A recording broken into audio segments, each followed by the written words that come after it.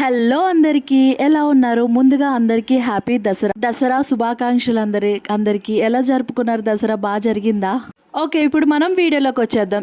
నేను ఇక్కడ ఏం చేస్తున్నాను అనుకుంటున్నారా? అంటే క్రయాన్స్, స్కెచెస్, పెన్సిల్ ఇవన్నీ పెట్టుకుని ఏం చేస్తున్నాను అని అనుకుంటున్నారా? అదేనండి, దసరా సెలవులు కదా, మా బాబుకి ప్రాజెక్ట్ ఇచ్చారు. మా బాబు ప్రాజెక్ట్కి చేయడానికి నాకు వచ్చాయి చూడండి తిప్పలు, మామూలుగా కాదు. ఫైనల్గా మా సిస్టర్ని, మా చెల్లిని రిక్వెస్ట్ చేస్తే మా చెల్లి ప్రాజెక్ట్ అనేది చేసిందనమాట. ఏం కాదండి, ఈ ప్రాజెక్ట్ ఏంటంటే ఫ్రూట్స్ నేమ్స్ అనేవి రాయాలి చార్ట్ మీద, అలాగే డయాగ్రామ్స్ కూడా వేయాలి. ముందుగా చార్ట్ తీసుకోవాలి. నేను ఇక్కడికి వచ్చేటప్పటికి పింక్ కలర్ తీసుకున్నాను. పింక్ కలర్ మీద బ్యాక్గ్రౌండ్ పింక్ కలర్గా ఉండి కలర్స్ వేసినప్పుడు ఫ్రూట్స్ అనేవి హైలైట్ అవుతాయని నేను పింక్ కలర్ చార్ట్ తీసుకున్నాను.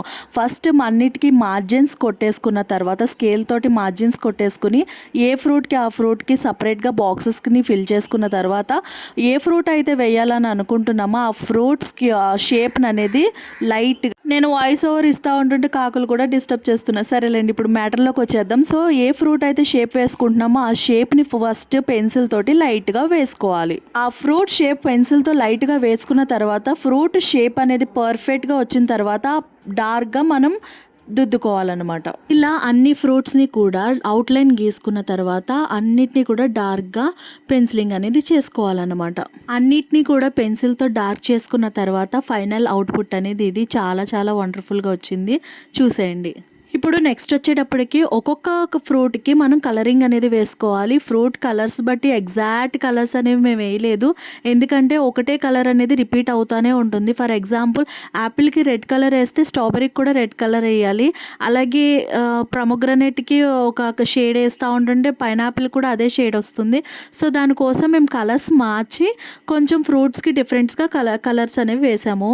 నాకైతే ఈ డయాగ్రామ్లో పర్సనల్గా అయితే ఈ వాటర్ మిలన్ డయాగ్రామ్ అయితే ఎంత బాగా నచ్చిందంటే, వాటర్ మిలన్ షేప్ అయితే ఎక్సలెంట్గా వచ్చింది. సేమ్ వాటర్ మిలన్ అసలు ఎగ్జాక్ట్గా అలా దిగిపోయింది అనమాట.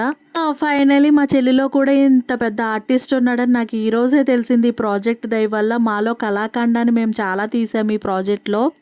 ఫైనల్గా అన్ని ఫ్రూట్స్కి కలరింగ్స్ అనేవి వేసేసిన తర్వాత స్కెచెస్తో కలర్స్ వేసిన తర్వాత ప్రతి ఫ్రూట్కి దాని నేమ్ అనేది కింద ఇండివిజువల్గా రాసామన్నమాట.